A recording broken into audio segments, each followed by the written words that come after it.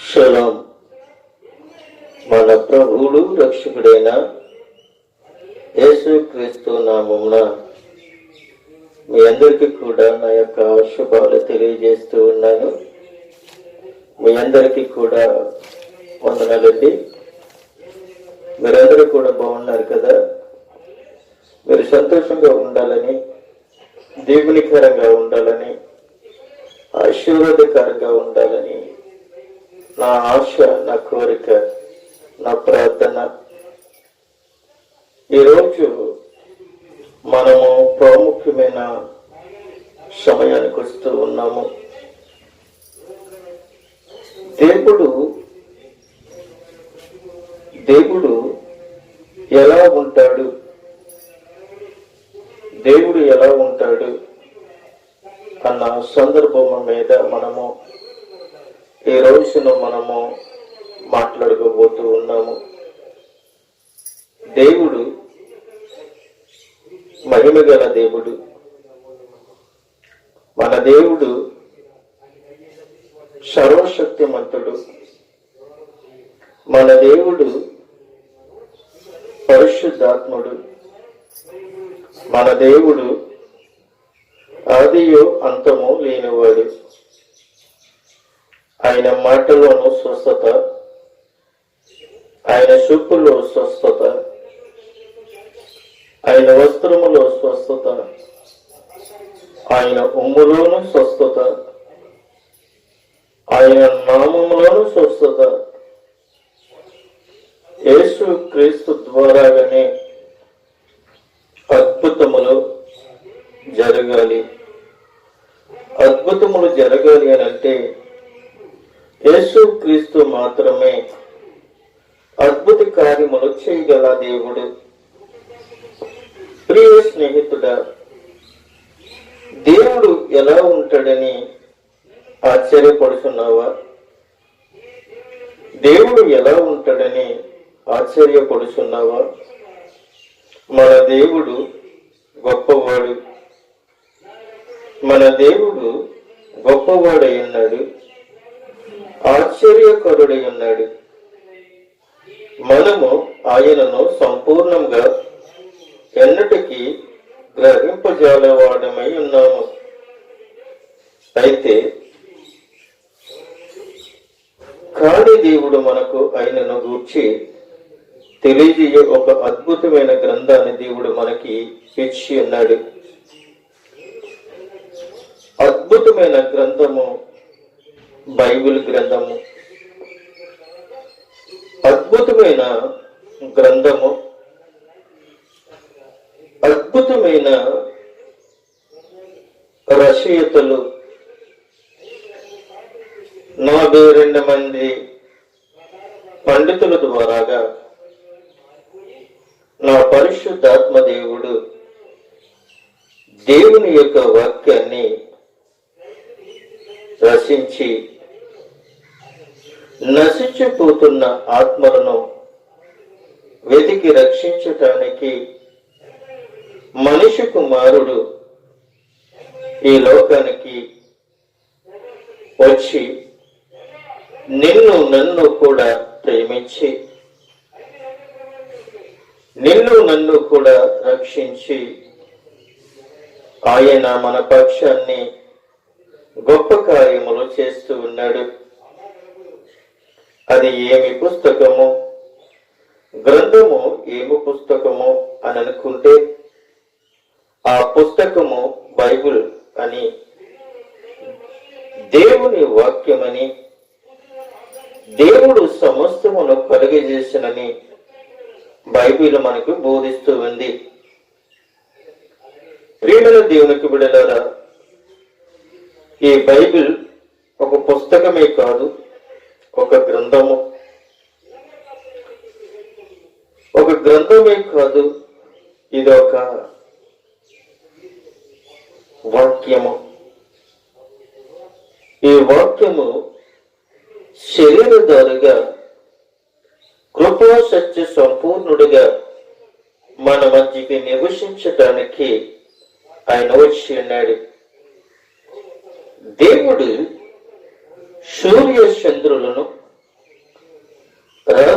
కాంతితో ప్రకాశించు ఆ సంఖ్యమైన నక్షత్రములను కలుగజేసినట్లుగా ఈ గ్రంథము ద్వారాగా మనకి బయలుపరుస్తున్నాడు.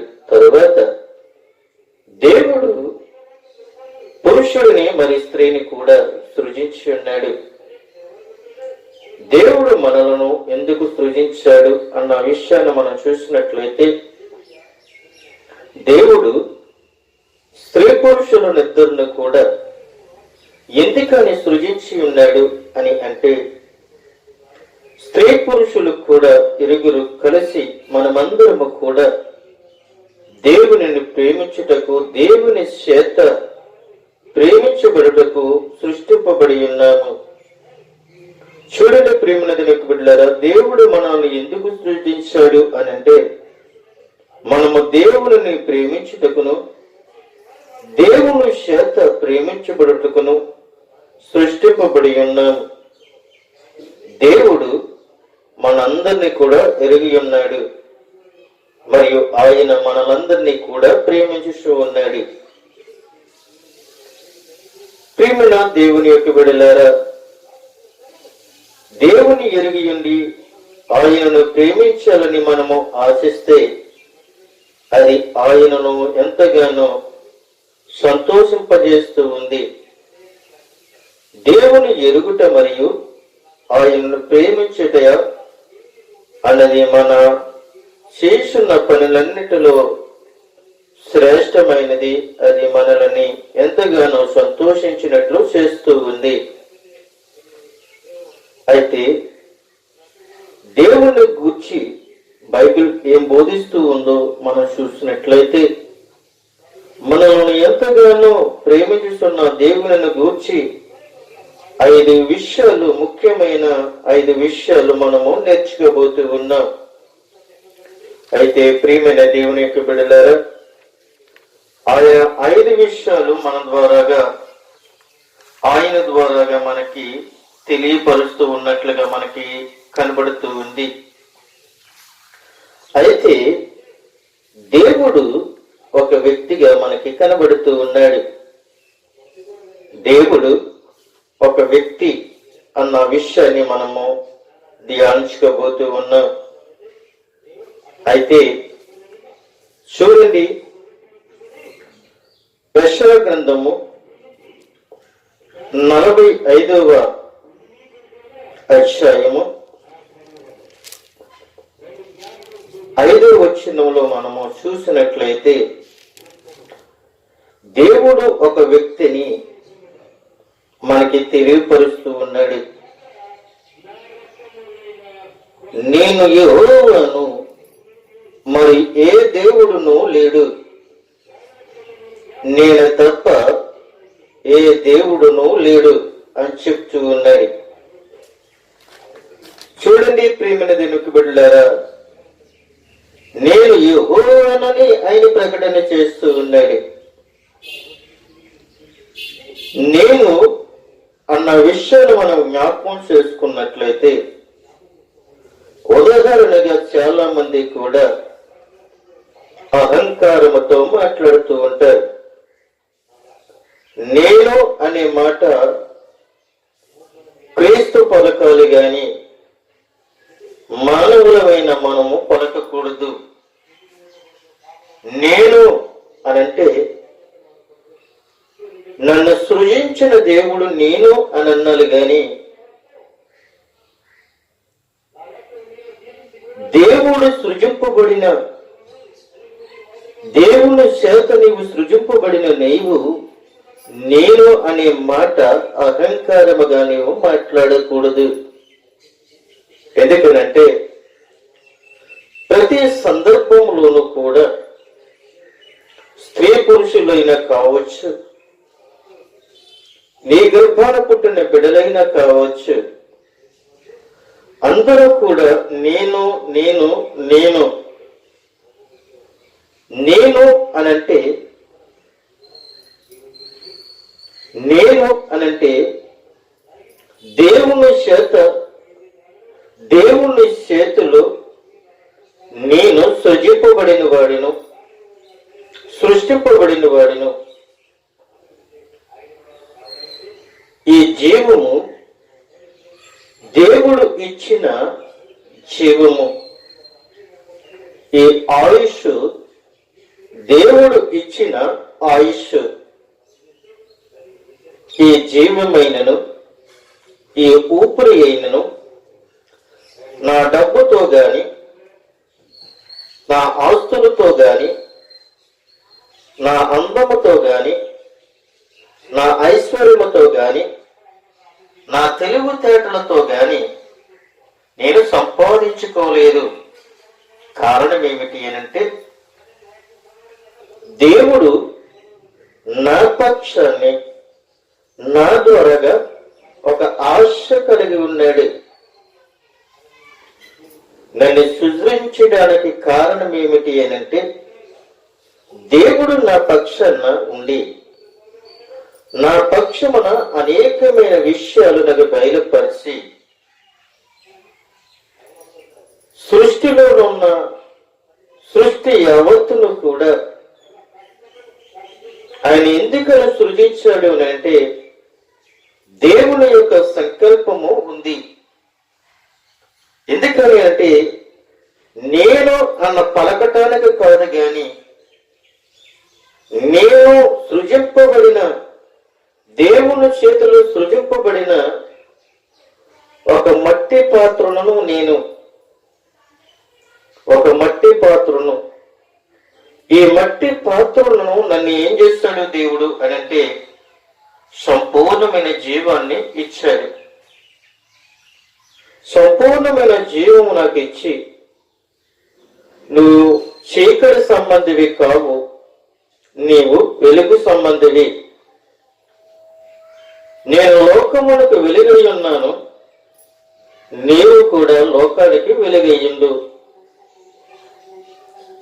నా క్రియలు నీలో చూపించని క్రీస్తు మన పట్ల ఆయన యొక్క క్రియలు మన ద్వారాగా చేయిస్తూ ఉన్నాడు.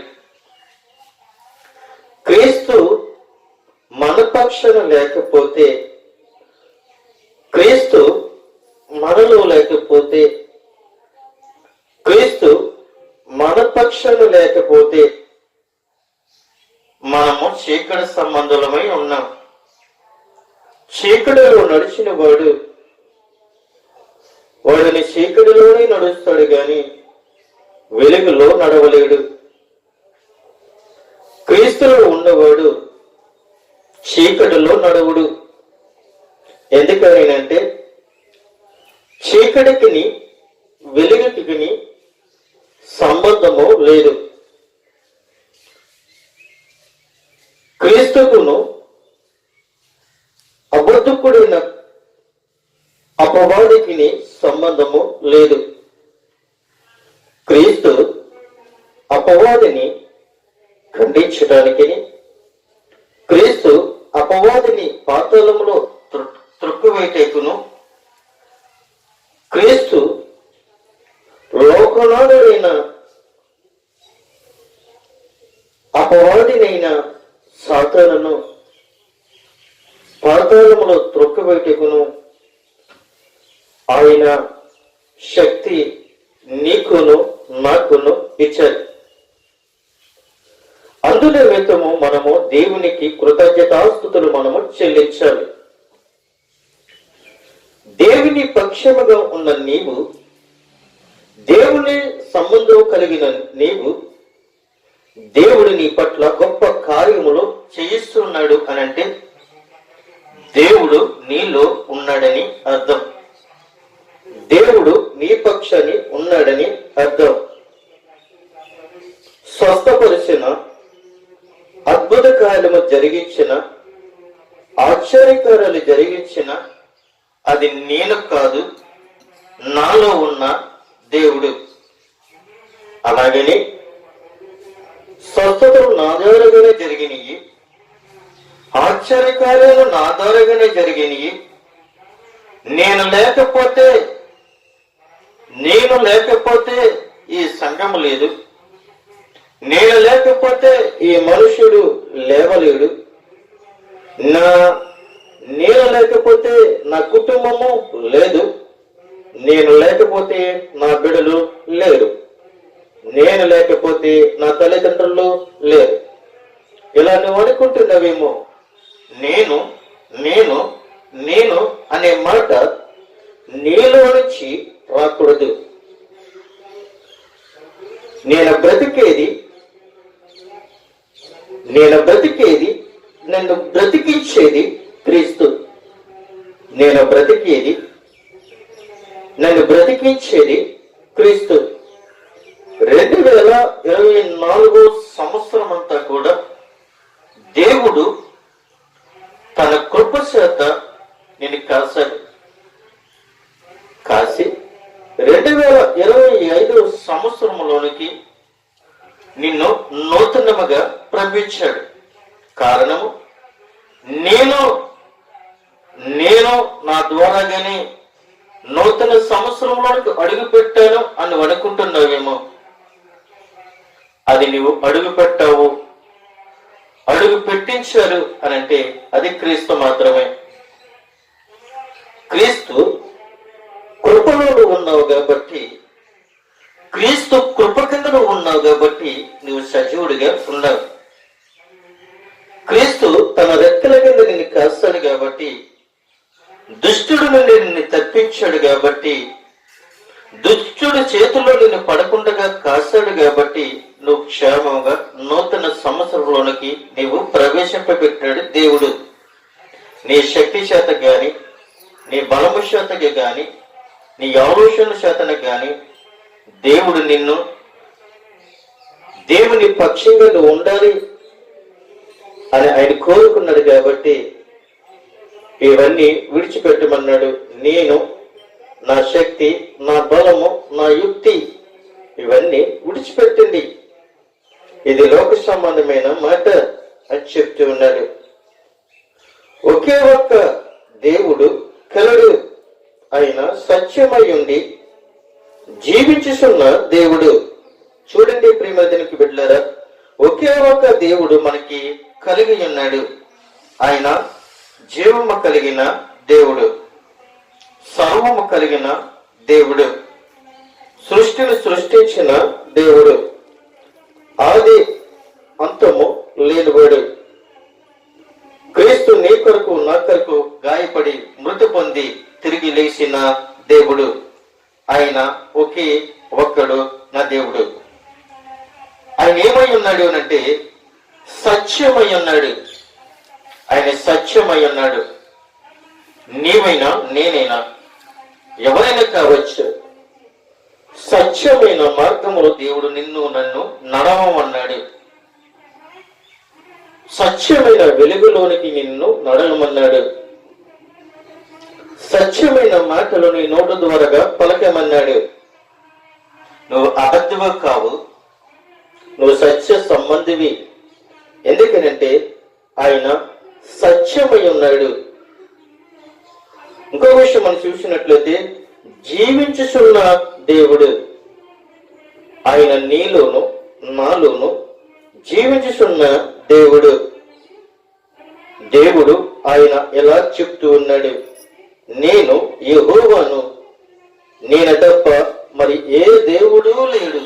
చూడండి ప్రియమైన దేవునికి బిడ్డలారా, ఇన్ని మాటలు చెప్పుకుంటూ వస్తూ ఆయన ఒకే ఒక్క మాట అన్నాడు, నేను యెహోవాను, మరి ఏ దేవుడునూ లేడు.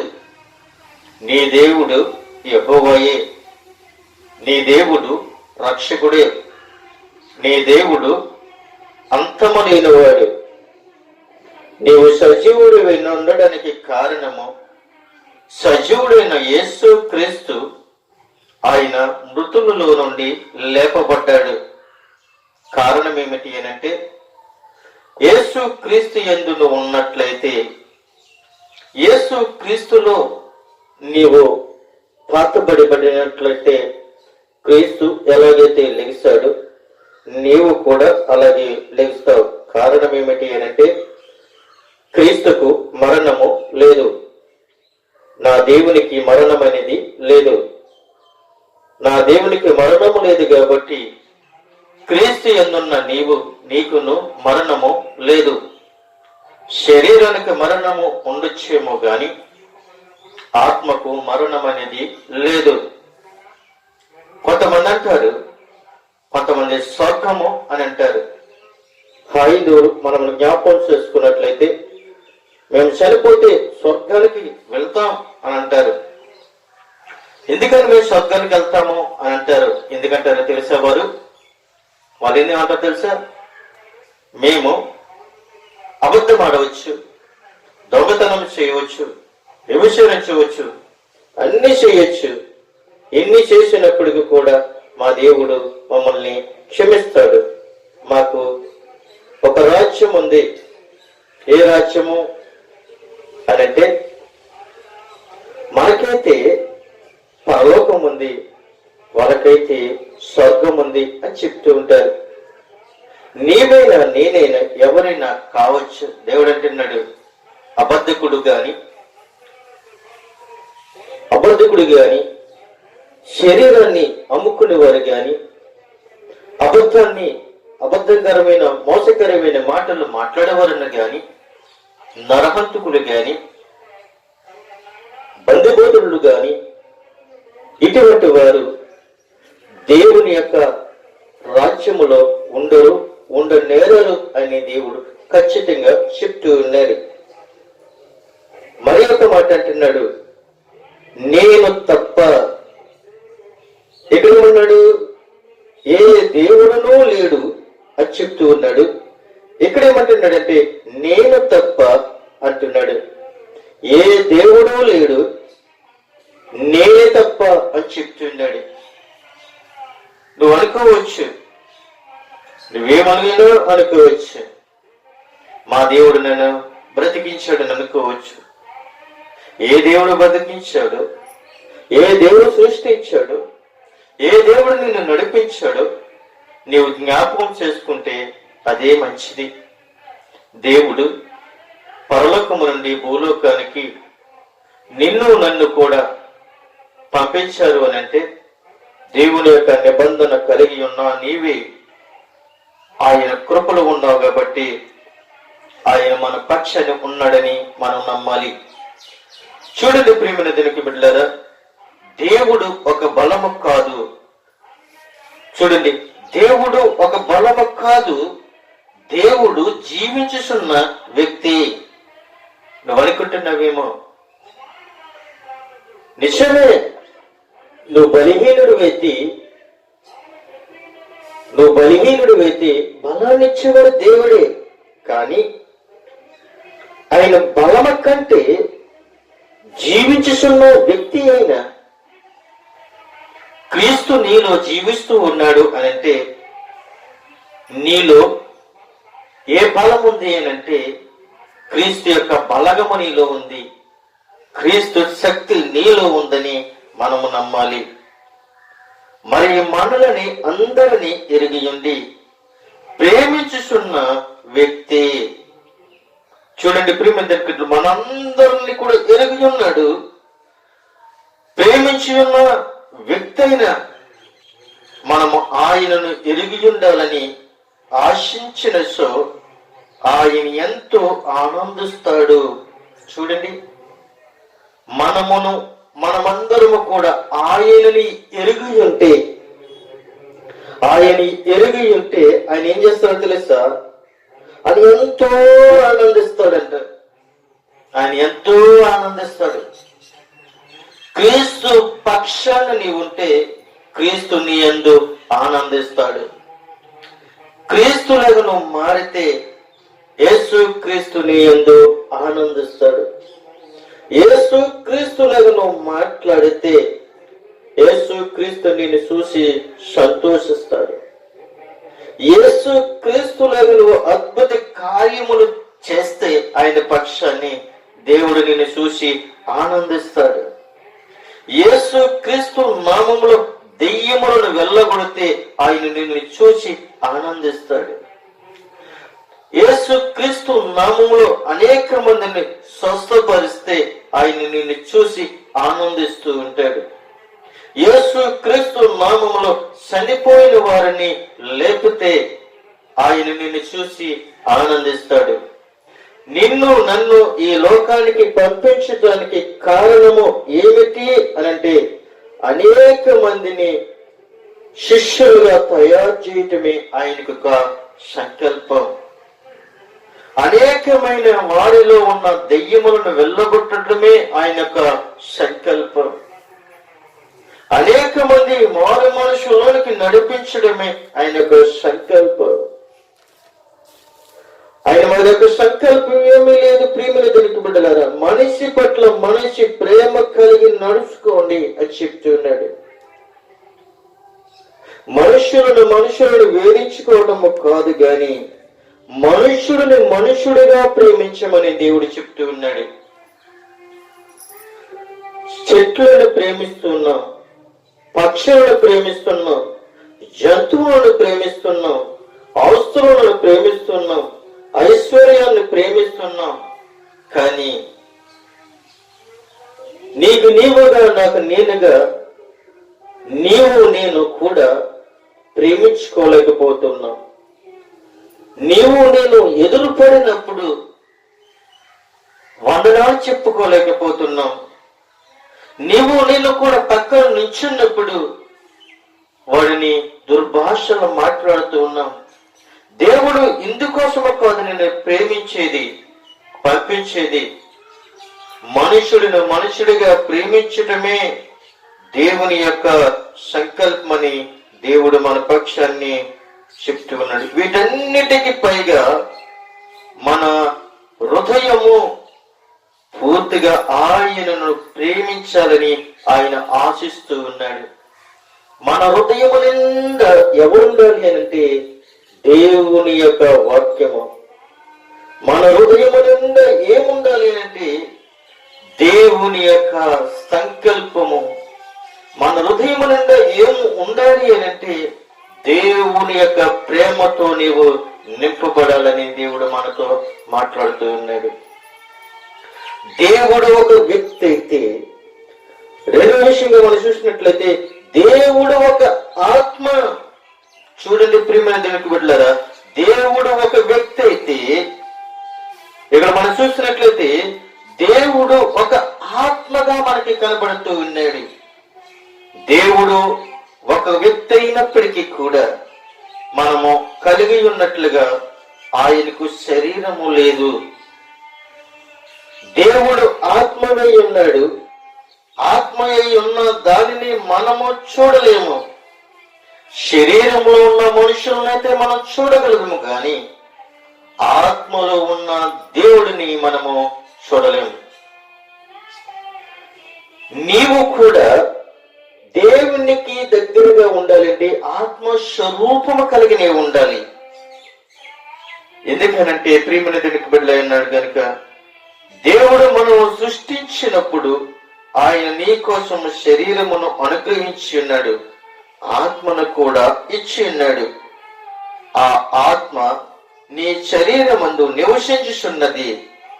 ఇతరులకు నీ శరీరము చూడగలరు కానీ ఆత్మను చూడలేరు. నిజమే, దేవుడు నిన్ను నన్ను సృజించాడు, కానీ శరీరము బయటకు కనబడుతుంది కానీ శరీరములోన మరి యొక్క ఆత్మ నివసిస్తూ ఉందని నీకు తెలియటం లేదు. నా శరీరము, నా అందము, నా ఐశ్వర్యము, నా ఘనత అని గొప్పలు చెప్పుకుంటున్నావేమో, కానీ నీ శరీరములో ఉన్న ఆత్మ ఎప్పుడైతే బయటకు వెళ్ళిపోయిందో, దేవునికి విరుద్ధంగా బ్రతుకున్న నీవు, ఎప్పుడైతే ఆ దేవునికి విరుద్ధంగా బ్రతుకుతున్న నీవు దేవునికి ఇష్టము కాకపోతే, ఈ ఆత్మకు నీ శరీరము ఇష్టము కాకపోతే, ఈ ఆత్మ అంటది, ప్రభువా ఎన్నో రోజులు చూసినప్పటికీ కూడా ఈ మనుషుడు దుర్భాషలే మాట్లాడుతూ ఉన్నాడు, ఒక్క మాట మంచి మాట లేదు. ప్రభువా ఒక్క రోజు నన్ను దేవుని యొక్క నీ యొక్క సన్నిధిలో నన్ను నిలబెట్టలేదు, వంకర మార్గంలో తిరుగుతున్నాడు. ప్రభువా ఈ ఆత్మ నీ పట్ల ఏడుస్తుంది.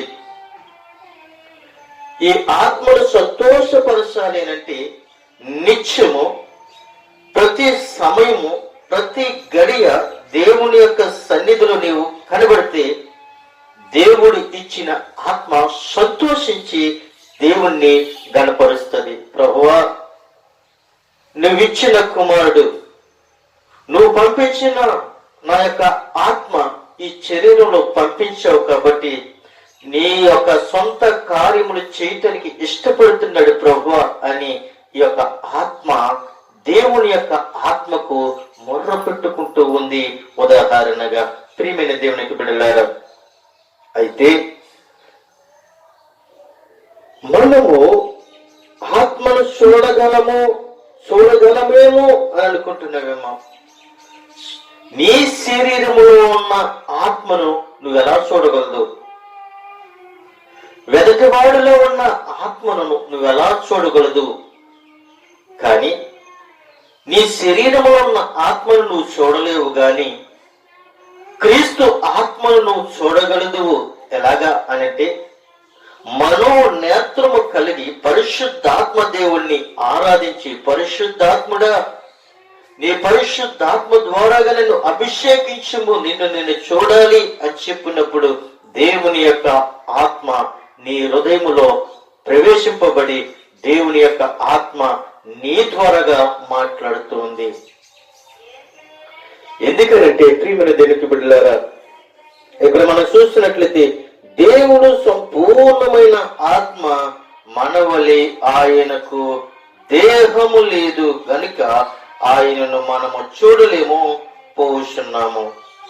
బైబిల్లో యోహాను సువార్త 4వ అధ్యాయము చూడండి ప్రియమైన దేవునికి బిడ్డలారా, యోహాను సువార్త 4వ అధ్యాయము 24వ వచనములో మనం చూసినట్లయితే అక్కడ మనకి ఒక మాట కనబడుతూ ఉంది. దేవుడు ఆత్మ గనుక ఆయనను ఆరాధించేవారు ఆత్మతోనూ సత్యముతోనూ ఆరాధించవలను అని చెప్తూ ఉన్నాడు. దేవుని ఎలాగ ఆరాధించాలి? ఆత్మ స్వరూపుణ్ణి ఎలాగ ఆరాధించాలి? పరిశుద్ధాత్మ దేవుని ఎలాగా ఆరాధించాలి? క్రీస్తు ఆత్మను మనము ఎలాగ ఆరాధించాలి అనంటే, ఆత్మతోనూ ఆరాధించాలి, రెండోది సత్యముతో ఆరాధించాలి. ప్రియమైన దేవునికి బిడ్డలారా, ఆత్మతో ఎలాగ ఆరాధిస్తాం, సత్యముతో ఎలాగ ఆరాధిస్తామని నీకు డౌట్ రావచ్చేమో, గాని నీవు ఆత్మతో నువ్వు ప్రార్థన చేస్తే నీ పెదవులలోంచి ఒక స్వరము వస్తూ ఉంటది. సత్యముతో నువ్వు ఆరాధించినప్పుడు పరిశుద్ధాత్మ దేవుడు నీ పక్షాన్ని సంతోషిస్తాడని ఇక్కడ మనకి తెలియపరుస్తూ ఉన్నది. అయితే ప్రియమైన దేవునికి బిడ్డలారా, మనము ఆయనను చూడలేకపోయినప్పటికీ కూడా దేవుడు నిజమైన మరియు సజీవుడైన దేవుడిగా మన మధ్య నివసించుచున్నాడు. ఆయన మనల్ని ఎరిగి ఉండాలని ఆశించుచూ ఉన్నాడు. మనము ఆయనను ఎరిగి ఉన్నప్పుడు ఆయనను ప్రేమిస్తాము. మనము ఆయనను ప్రేమించిన ఎడల ఆయనకు లోబడతామని దేవుడు మనకి తెలియపరుస్తూ ఉన్నాడు. మరి ఒక మాట మనం చూసినట్లయితే, 3వ మాట మనం చూసినట్లయితే, దేవుడు మహిమాపూర్ణుడుగా కనబడుతూ ఉన్నాడు. దేవుడు ఒక వ్యక్తి అయితే, దేవుడు ఒక ఆత్మ అయితే, దేవుడు మహిమాపూర్ణుడుగా మనకి కనబడుతూ ఉన్నాడు. దేవుని మహిమ ఎంత తేజోమయంగా అందంగా ఆయనను మనకు చూడజాలము. సూర్యుని కాంతి మనము చూడలేము, అది మన నేత్రములకు బాధ కలిగిస్తూ ఉంది. దాన్ని కొంత సమయము తీక్షణగా చూస్తే మన దృష్టికి కోల్పోతాం. చూడండి ప్రియమైన బిడ్డలారా, నా కళ్ళే కదా, నేను సూర్యుడిని పొద్దున్నే లేచి లేచిన వెంటనే నేను సూర్యుని చూడాలి అని తెగించి నువ్వు సూర్యుని చూస్తే సూర్యుడి యొక్క కిరణాలు నీ కనుపాపలోనికి వెళితే కొన్ని క్షణాలు నీ కళ్ళు కనిపించవు. ఎందుకో తెలుసా? నీ కళ్ళన్నీ కూడా మసక మారిపోతాయి. అలాగే దేవుని యొక్క ఆత్మను చూడాలి, నా కళ్ళుతో చూడాలి అని అనుకున్నావేమో గాని దేవుణ్ణి ఆత్మ ద్వారాగా, మనోనేత్రము ద్వారాగా మనం చూడగలదమని దేవుడు మనకి తెలియపరుస్తున్నాడు. దేవుని మహిమయు సూర్యకాంతిని నియమించిన తేజోమైన ఆయనను బట్టియే ఆయనను మనము చూడలేము. దేవుడు చెప్పినట్లు ఏ నరుడు నన్ను చూసి బ్రతకలేదు అని నిర్గమకాండము 33వ అధ్యాయము 20 వచనములో మనకు కనబడుతుంది. ఏ నరుడు నన్ను చూసి బ్రతికి ఉండలేదు. చాలా మంది అంటారు, నేను దేవుని చూశాను అని అడుగుతారు. దేవుణ్ణి చూసిన నరుడు ఎవరు లేడు. దేవుని చూసిన నరుడు బ్రతకలేదు. అందుకే మోషే యెహోవా దేవుణ్ణి అడుగుతూ ఉన్నాడు, ప్రభువా నేను చూడాలి అని అడుగుతూ ఉన్నప్పుడు దేవుడు మోషేతో అన్నాడు, మోషే నన్ను నువ్వు చూడలేవు కాబట్టి నా హస్తముతో నిన్ను కప్పుతాను, నువ్వు ఒక సందులోనికి వెళ్ళి నా వీపును నువ్వు చూడు అని చెప్తాడు. మోషే దేవుని చెప్పిన మాట ప్రకారంగా దేవుని యొక్క హస్తము ఏం చేసింది అంటే కమ్మింది. దేవుడు వెనక పార్శ్వమున మోషే చూసినట్లుగా లేఖనంలో చూస్తూ ఉన్నాడు. దేవుడిని చూసిన నరుడు ఎవ్వరూ లేరు. ఏ నరుడు కూడా దేవుణ్ణి స్వయంగా చూడలేదు అని ప్రభు సెలవిస్తున్నాడు. బైబిల్ గ్రంథం మనకు మోషే అను వ్యక్తిని గురించి తెలియజేస్తుంది. మోషే దేవుని ప్రత్యేకమైన స్నేహితుడు. ఆయన దేవునితో మాట్లాడేవాడు. అనేక మార్లు దేవుడు కూడా ఆయనతో మాట్లాడేవాడు. కానీ మోషే దేవుని ఎన్నడనూ చూడలేదు. మోషే దేవుడు ప్రతిరోజు కూడా మాట్లాడుకునేవారు. కానీ మోషేకి దేవుడు ఒక్క రోజున కూడా ప్రత్యక్షమ కాలేదు.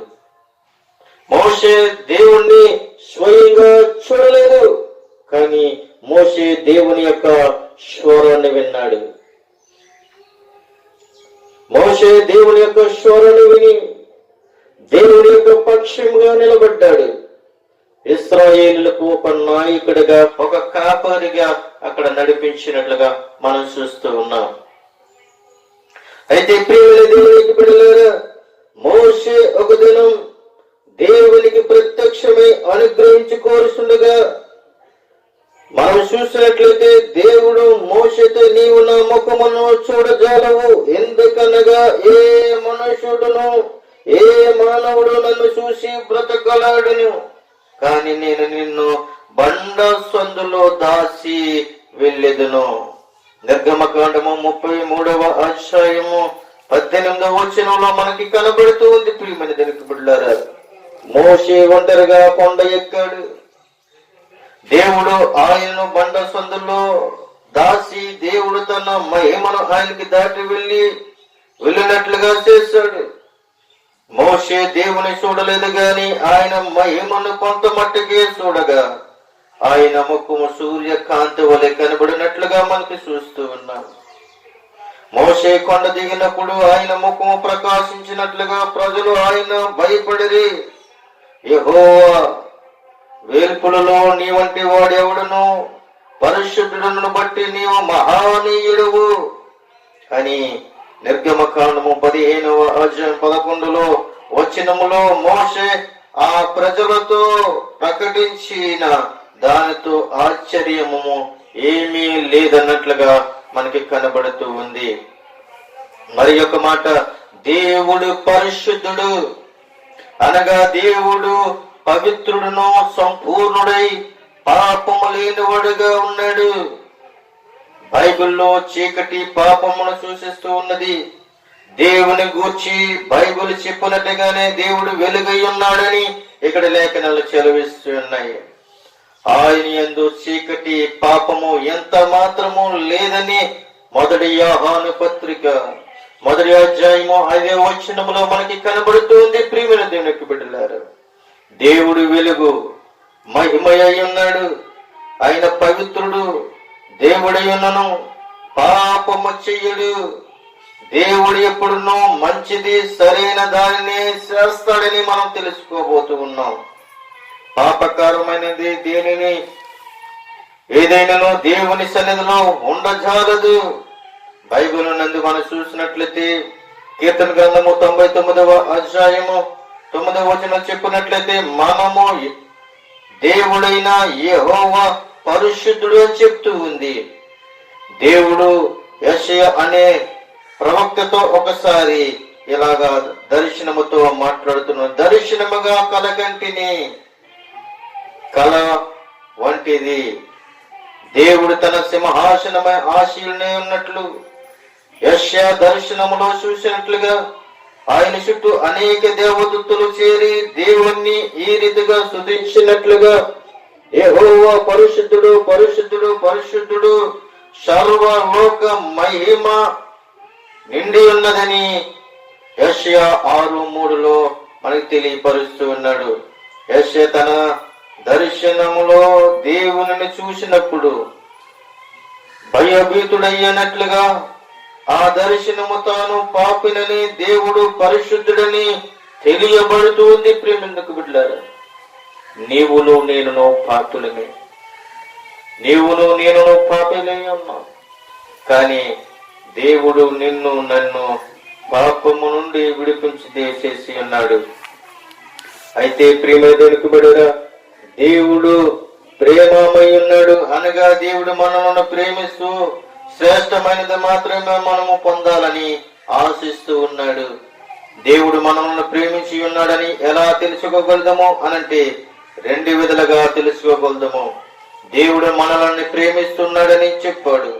శాశ్వతమైన ప్రేమతో నేను నిన్ను ప్రేమించుచున్నానని ఇర్మియాకారుడు 31వ అధ్యాయము 3వ వచనంలో తెలియపరిచినట్లుగా మనం చూస్తున్నాం. తన ఏకైక కుమారుడు తన కొరకు తన ప్రాణము అర్పించుట కొరకు అనుగ్రహించాడు గనుక ఆయన మనల్ని ప్రేమించుచున్నాడని తెలుసుకోగలుగుతాం. దేవుడు మన ఎడల ఆయన ప్రేమ తన కుమారుడని యేసు మన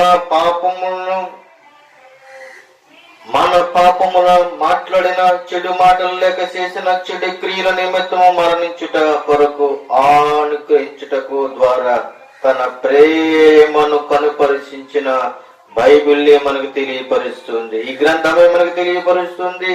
చెప్పినది ఏమనగా, అయితే దేవుడు మన ఎడల తన ప్రేమను వెల్లడిస్తున్నాడు. ఎట్లనగా మనము పాపులమై ఉండగా క్రీస్తు మన కొరకు చనిపోయినట్లుగా రోమా పత్రిక 5వ అధ్యాయము 8వ వచనములో మనకి తెలియపరుస్తూ ఉన్నాడు. ప్రియమైన దేవుని బిడ్డలారా, నీవెలా తలంచవచ్చును?